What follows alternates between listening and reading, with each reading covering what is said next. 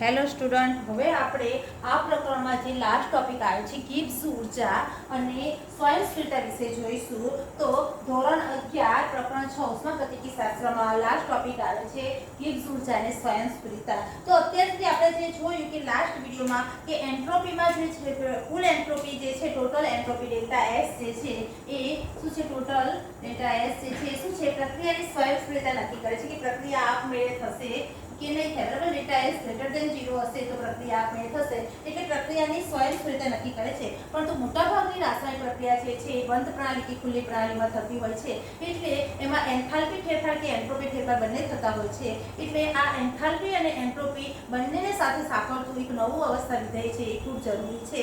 કારણ કે માત્ર એન્ટ્રોપીનો ફેરફાર કે માત્ર એન્થાલ્પીનો ફેરફાર એ પ્રક્રિયાની સ્વયંસ્ફુરતાની દિશા નક્કી કરી શકતું નથી. એટલે એને બંનેને સાંકળતું, એન્થાલ્પી અને એન્ટ્રોપીને સાંકળતું એક અવસ્થા વિધેય જે છે એવું અવસ્થા વિધેય જે એક વ્યાખ્યાયિત કરવામાં, ઉષ્માગતિકીય વિધેય જે છે વ્યાખ્યાયિત કરવામાં આવે છે એને ગિબ્સ વિધેય તરીકે ઓળખવામાં આવે છે. અને જે છે જી તરીકે ઓળખવામાં આવે છે. એટલે જી શું છે, ગિબ્સ વિધેય તરીકે ઓળખવામાં આવે છે. બરાબર, તો આવું ગિબ્સ વિધેય જે છે એને વ્યાખ્યાયિત કરવામાં આવે છે. આ ગિબ્સ વિધેય શું છે, એન્ટ્રોપી અને એન્થાલ્પી બંનેને સાંકળતું એક વિધેય છે. તો આ જે વિધેય જે છે એ g શું કહેવામાં આવે છે, g h - ts તરીકે એને લેવામાં આવે છે. આ સંબંધ સાથે એ પ્રસ્થાપિત કરવામાં આવ્યું છે. તો g એ શું છે, h એન્થાલ્પી અને s એન્ટ્રોપી સાથે સંકળાયેલ વિધેય જે છે. હવે આ વિધેય શું છે, માત્રાત્મક ગુણધર્મ ધરાવે છે. એટલે g નું મૂલ્ય જે છે એ પ્રણાલીમાં જે જથ્થો વધતા એનું શું થાય છે, g નું મૂલ્ય વધે છે. એટલે માત્રાત્મક ગુણધર્મ ધરાવતું આ વિધેય g છે. અને આ વિધેય g જે છે એના પરથી એ પ્રણાલીની ગિબ્સ ઉર્જા એટલે પ્રણાલીમાં થતો ગિબ્સ ઉર્જાનો ફેરફાર ડેલ્ટા g આપણે લઈએ. ડેલ્ટા g શું લઈએ, સિસ્ટમ પ્રણાલીમાં થતો મુક્ત ઉર્જાનો ફેરફાર એ એન્થાલ્પીમાં થતો ફેરફાર એટલે કે પ્રણાલીની અંદર થતો સિસ્ટમમાં થતો એન્થાલ્પીનો ફેરફાર માઈનસ ટી, આને પણ ડેલ્ટા તરીકે લઈએ, ડેલ્ટા ts પણ આપણો શું છે, પ્રણાલીમાં થતું તાપમાન અને પ્રણાલીમાં થતો એન્ટ્રોપીનો જે ફેરફાર છે એ લેવાશે. તો પ્રણાલીનું તાપમાન અને પ્રણાલીનો એન્ટ્રોપીનો ફેરફાર તરીકે લઈશું. તો અચળ તાપમાને જોઈએ આ ફેરફાર જોઈએ આપણે. અચળ તાપમાને શું થાય, ડેલ્ટા t 0 થાય એટલે શું થશે, ડેલ્ટા g સિસ્ટમ પ્રણાલીમાં થતો મુક્ત ઉર્જાનો ફેરફાર બરાબર પ્રણાલીમાં થતો એન્થાલ્પીનો ફેરફાર. એટલે પ્રણાલી દર વખત આપણે નહીં લખીએ એટલે હવે છેલ્લે ફાઇનલ સમીકરણ મૂકીશું. હવે અહીંયા ડેલ્ટા ts નો મતલબ શું થશે, આનું આપણે હું અહીંયા તમને સમજાવ સાઈડમાં. ડેલ્ટા ts બરાબર શું થાય, t ને અચળ રાખીને ડેલ્ટા s વત્તા s ને અચળ રાખીને ડેલ્ટા t લેવાય છે. પરંતુ અચળ તાપમાને તાપમાન અચળથી ડેલ્ટા t શું થશે, 0 થશે. એટલે t ડેલ્ટા s બરાબર આપણે શું લખીશું, t ડેલ્ટા s. બરાબર, ડેલ્ટા ts બરાબર શું લખીશું આપણે, t ડેલ્ટા s. એટલે હવે અહીંયા રાશિ t ડેલ્ટા s આવશે કારણ કે આ પદ શું થઈ જશે, શૂન્ય થઈ જાય છે.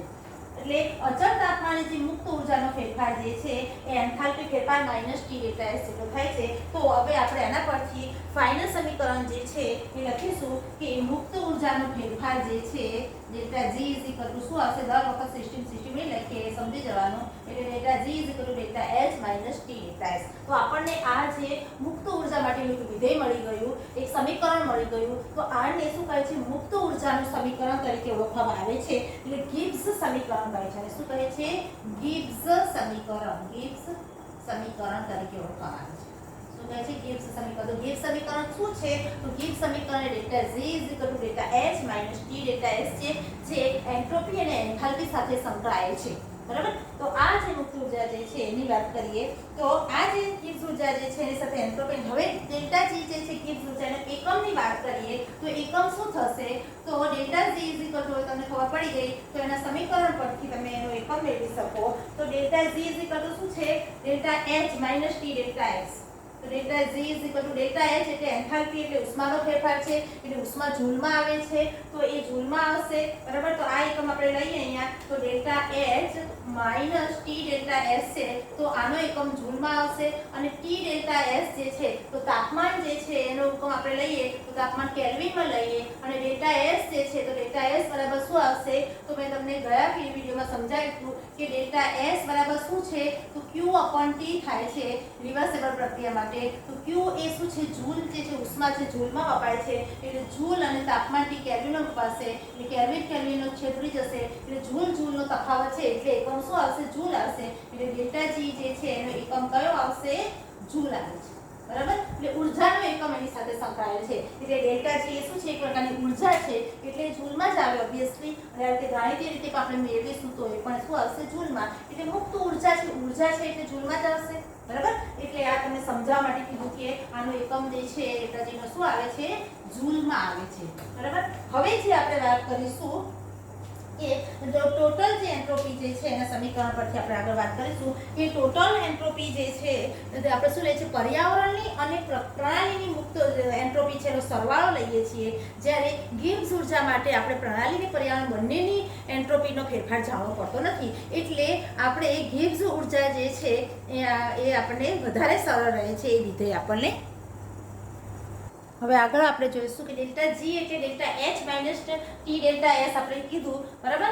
પરંતુ હવે આગળ આપણે જોઈએ કે ટોટલ ડેલ્ટા જે એસ જે છે એન્ટ્રોપી જે છે એ પ્રણાલી અને પર્યાવરણની કુલ એન્ટ્રોપીનો સરવાળો છે. એટલે કે ટોટલ એન્ટ્રોપી આપણે શોધવી હશે તો પર્યાવરણની એન્ટ્રોપી પણ જાણવી પડશે અને પ્રણાલીની પણ એન્ટ્રોપી જાણવી પડશે. એટલે આ સંબંધમાંથી માત્ર પ્રણાલીની એન્ટ્રોપી જાણવાથી પ્રક્રિયા જે છે એ કઈ તરફ સ્વયંસ્ફુરિત દિશા તરફ જાય છે જાણવું હોય તો આપણે આના થોડી પુનઃ ગોઠવણી કરશું. એટલે કે શું કરીશું, ડેલ્ટા જે એન્ટ્રોપી ડેલ્ટા એસ જે છે એમાં ડેલ્ટા એસ જે શું છે પ્રણાલીની એન્ટ્રોપી જે છે. બરાબર. અને પ્લસ આ પર્યાવરણની એન્ટ્રોપી જે છે તો એન્ટ્રોપીનું એનું મૂલ્ય મૂકીશું તો એન્ટ્રોપીનું મૂલ્ય શું થાય છે, Q upon T થાય છે. આપણે જોયું હતું ગયા લેક્ચરમાં. તો Q એટલે શું થાય છે, ઉષ્માનો ફેરફાર, ઉર્જાનો ફેરફાર એન્થાલ્પી સાથે સંકળાયેલો છે. એટલે ડેલ્ટા H upon T થાય છે, અચળ દબાણે થતી પ્રક્રિયા છે. એટલે ડેલ્ટા H upon T થાય છે. હવે એ ડેલ્ટા H શું છે, પર્યાવરણની એન્થાલ્પી. એટલે પર્યાવરણ એન્થાલ્પી મેળવે છે, ઉષ્મા મેળવશે ત્યારે શું થાય છે, પ્રણાલી ગુમાવે છે.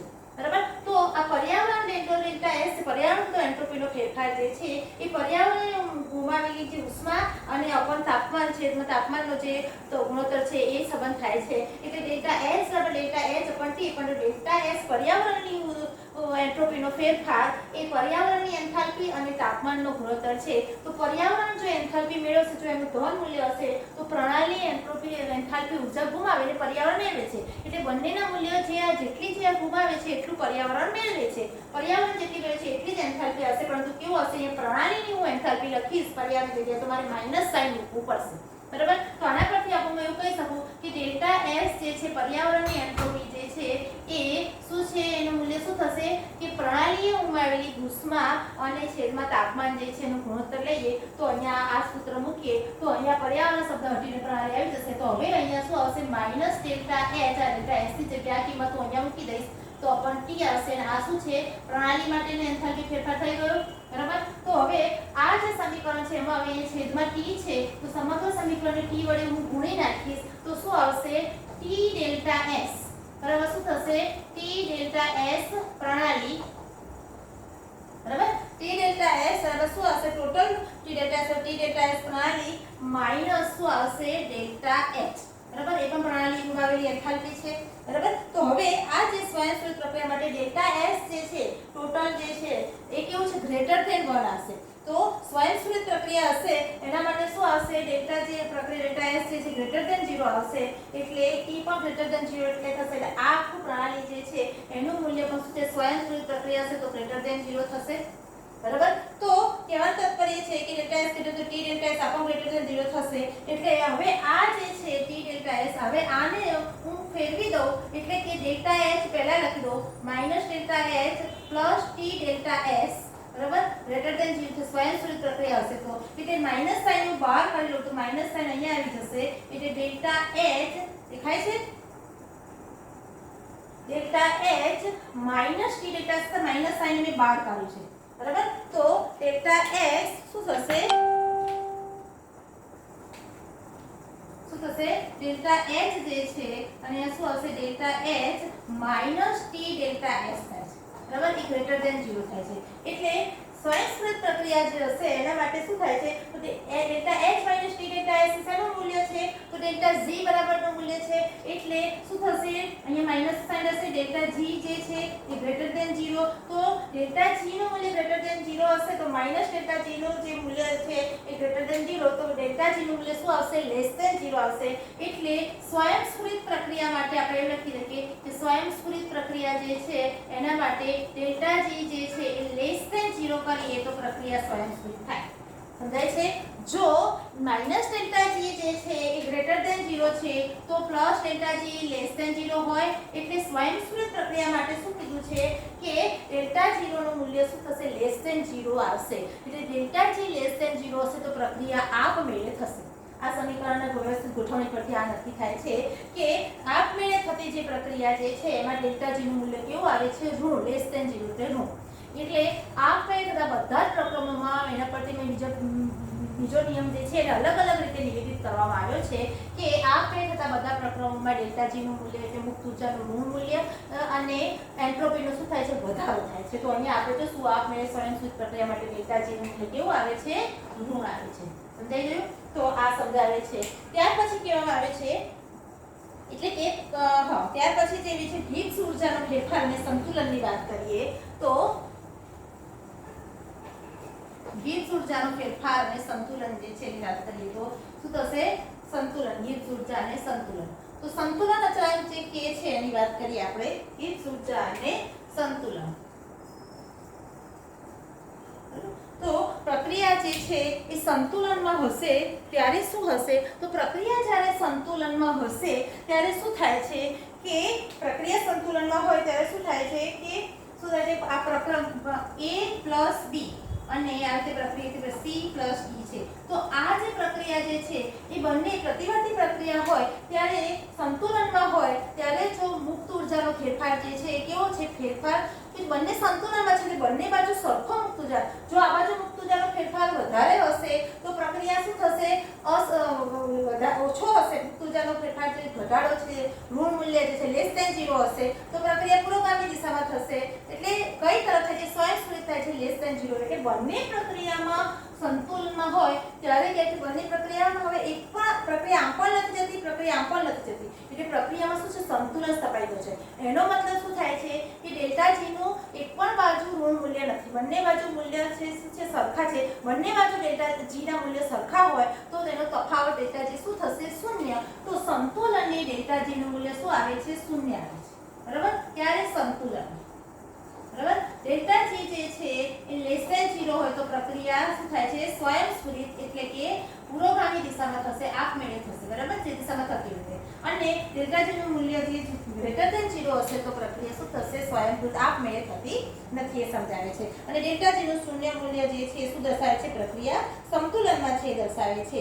તો હવે આ પ્રતિવર્તી પ્રક્રિયા માટે અમે સમજાવી તમને. હવે કહેવાનો મતલબ એ છે કે પ્રક્રિયામાં પ્રક્રિયકો અને જે નિપજો જે છે એ એની પ્રમાણિત અવસ્થામાં હોય, પ્રક્રિયકો અને નિપજો એની પ્રમાણિત અવસ્થામાં હોય ત્યારે પ્રક્રિયાની મુક્ત ઊર્જા જે છે એને પ્રમાણિત મુક્ત ઊર્જા ડેલ્ટા G0 તરીકે ઓળખવામાં આવે છે. બરાબર? પ્રમાણિત મુક્ત ઊર્જા તરીકે ઓળખવામાં આવે છે. ક્યારે?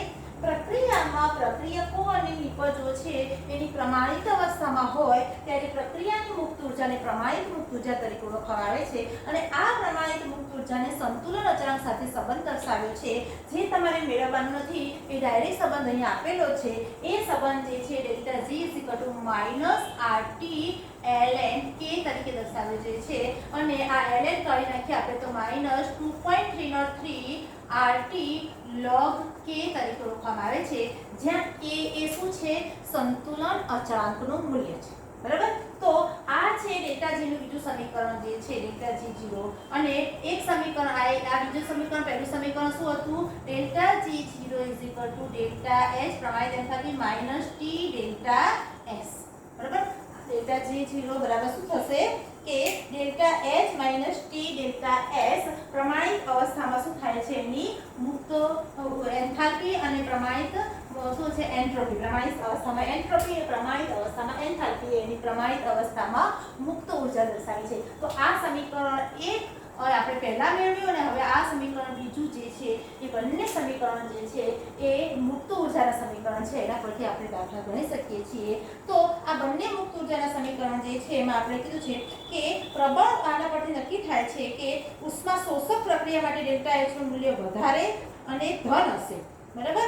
અને ઉષ્મા શોષક પ્રક્રિયા જે છે પ્રક્રિયા કેવી છે ઉષ્મા શોષક ઉષ્માને શોષે છે એવી પ્રક્રિયા માટે શું આવે છે કે ઉષ્મા શોષક પ્રક્રિયા માટે ડેલ્ટા એચ નું મૂલ્ય વધારે ધન હશે અને આ કિસ્સામાં કે નું મૂલ્ય 1 કરતાં પણ ઓછું હોય છે બરાબર કે કે નું મૂલ્ય કેવું હોય છે 1 કરતાં કેવું હોય છે લેસ ધેન 0 લેસ ધેન કે લેસ ધેન 1 હોય છે એટલે 1 કરતાં ઓછું હોય છે બરાબર। ક્યારે કે ઉષ્મા શોષક પ્રક્રિયા વિશે વાત કરીએ તો ઉષ્મા શોષક પ્રક્રિયા જે છે એમાં શું થાય છે ઉષ્મા શોષક પ્રક્રિયા જે છે એની વાત કરીએ તો ઉષ્મા શોષક એટલે ઉષ્મા શોષાશે એટલે એન્થાલ્પી જે છે એ વધશે એન્થાલ્પી નું ધન મૂલ્ય આવશે એટલે એન્થાલ્પી નું ધન મૂલ્ય આવે હવે delta H - T delta S બરાબર આ લખી શકીએ આનો ડાયરેક્ટ સંબંધ પણ આપણે લખી શકીએ બરાબર બંને ડેલ્ટા G ના મૂલ્યો છે એટલે delta H - T delta S બરાબર 2.33 RT log K કરીને કરી શકીએ એટલે જો પ્રક્રિયા ઉષ્મા શોષક હોય તો એન્થાલ્પી નો ફેરફાર કેવો આવશે ધન આવશે અને ધન આવશે એટલે ડેલ્ટા G નું મૂલ્ય શું થાય છે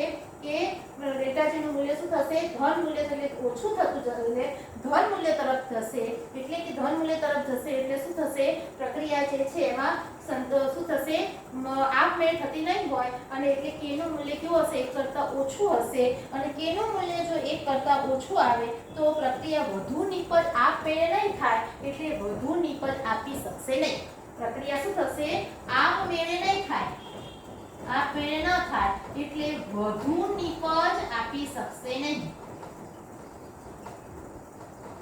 બરાબર ઉષ્મા શોષક એટલે ઉષ્મા ક્ષેપક પ્રક્રિયા હશે તો એન્થાલ્પી નું મૂલ્ય કેવું હશે ઋણ આવશે અને ઋણ મૂલ્ય આવશે તો ડેલ્ટા G નું પણ મૂલ્ય આવશે એટલે મુક્ત ઊર્જાની વિરુદ્ધ પ્રક્રિયા આપમેળે થશે અને ડેલ્ટા G નું ઋણ મૂલ્ય પ્રક્રિયા તો log k માંથી k નું મૂલ્ય જો તમે ગણશો ગણતરી કરતા તો k નું મૂલ્ય શું આવે છે ગ્રેટર ધેન 1 આવશે અને k નું મૂલ્ય ગ્રેટર ધેન 1 આવે તો k ગ્રેટર ધેન 1 હોય તો પ્રક્રિયા શું થશે નિપજ તરફ એટલે પૂરી થવા તરફ જાય છે એટલે પ્રક્રિયામાં શું થશે નિપજનું મૂલ્ય વધારે મળશે ટૂંકમાં મારે તમને એટલું જ કહેવાનું છે કે ડેલ્ટા G અને ડેલ્ટા K નું મૂલ્યની વાત કરીએ આપણે તો શું થશે કે K નું મૂલ્ય જે છે ડેલ્ટા G નું મૂલ્ય જે છે ડેલ્ટા G નું મૂલ્ય શું હશે લેસ ધેન 0 હશે તો પ્રક્રિયા આપમેળે થશે બરાબર ડેલ્ટા G જે છે ગ્રેટર ધેન 0 હશે તો આપમેળે નહીં થાય બરાબર અને ડેલ્ટા G નું મૂલ્ય = 0 હશે તો પ્રક્રિયા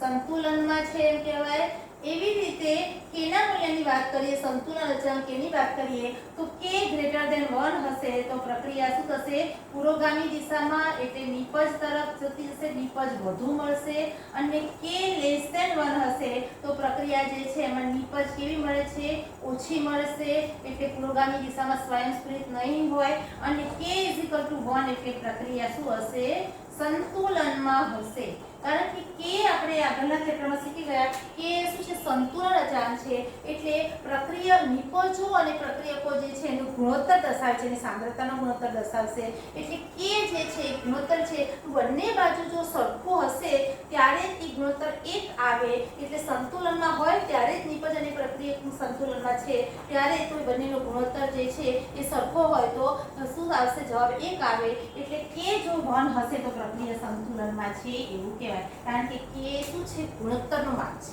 બરાબર તો અહીંયા આપણે આ જે ખાસ મેઈન સમજાવવાનું હતું કે ડેલ્ટા G એટલે શું થાય છે તો ડેલ્ટા G મુક્ત ઊર્જા છે એના માટેના બે સમીકરણ તમારે યાદ રાખવાના ડેલ્ટા G0 અથવા તો ડેલ્ટા G પ્રમાણિત મુક્ત ઊર્જા વખતે ડેલ્ટા G0 લખ્યા છે નોર્મલી ડેલ્ટા G તમે શું લખી શકશો delta H - T delta S પ્રમાણિત અવસ્થામાં હોય તો ડેલ્ટા G0 બરાબર પ્રમાણિત અવસ્થામાં એન્થાલ્પી - T ડેલ્ટા S પ્રમાણિત અવસ્થામાં એન્ટ્રોપી એટલે મુક્ત ઊર્જાનો એન્થાલ્પી અને એન્ટ્રોપી સાથેનો સંબંધનું સમીકરણ ત્યાર ઉપરાંત બીજું સમીકરણ છે delta G = -2.303 RT log K સંતુલન અચળાંક સાથેનું મુક્ત ઊર્જાનું આ સમીકરણ છે એટલે તમારે જેવી રીતે એક્ઝામ્પલ પૂછાય એમાં કેવી રીતના જે એના આપેલા છે ચલો બધા કે કેવી રીતના જે પદ આપેલા છે એન્ટ્રોપીનું મૂલ્ય આપેલું હશે એન્થાલ્પીનું મૂલ્ય આપ્યું હશે તો ડેલ્ટા G તમે આ સૂત્રની મદદથી શોધશો સંતુલન અચળાંકનું મૂલ્ય પૂછ્યું હશે અને ડેલ્ટા G નું મૂલ્ય આપેલું હશે તો તમે આ સમીકરણનું મૂલ્ય મૂકી અને log K માંથી K શોધી શકશો અથવા તો જો k નું મૂલ્ય આપેલું હોય તો ડેલ્ટા જી તમે આ સમીકરણ પરથી પણ શોધી શકશો. એટલે આ બંને સમીકરણ જે છે તમે દાખલા ગણવા માટે ખૂબ ઉપયોગી છે અને એના પરથી ઘણી વખત દાખલા પૂછાય છે. ટૂંકમાં કોઈ શોર્ટમાં પ્રશ્ન પણ પૂછાઈ શકે છે કે ગિબ્સ ઉર્જા એ શેની સાથે સંકળાયેલ છે, ગિબ્સ ઉર્જાનું મૂલ્ય એ તમને શું સૂચવે છે, પ્રણાલીમાં એન્ટ્રોપીનો વધારો સૂચવે છે, એન્ટ્રોપીનો પ્રણાલીનો શું કે પુરોગામી તરફની દિશા સૂચવે છે કે પ્રતિગામી તરફની દિશા સૂચવે છે, આપમેળે બતાવે છે, પ્રક્રિયા આપમેળે થશે કે નહીં, આ બધી જ વસ્તુ આપણને આના પરથી ખ્યાલ આવે છે. તો આ જે પદો છે એ આપણે એક્ઝામ્પલ ગણી અને એના દ્વારા આપણે સમજી શકીએ છીએ. તો અહીંયા આપણે પ્રકરણ જે છે પ્રકરણ 6 જે છે ઉષ્માગતિશાસ્ત્ર એનો બધો થિયરિકલ પોર્શન જે છે પૂરો કરીએ છીએ.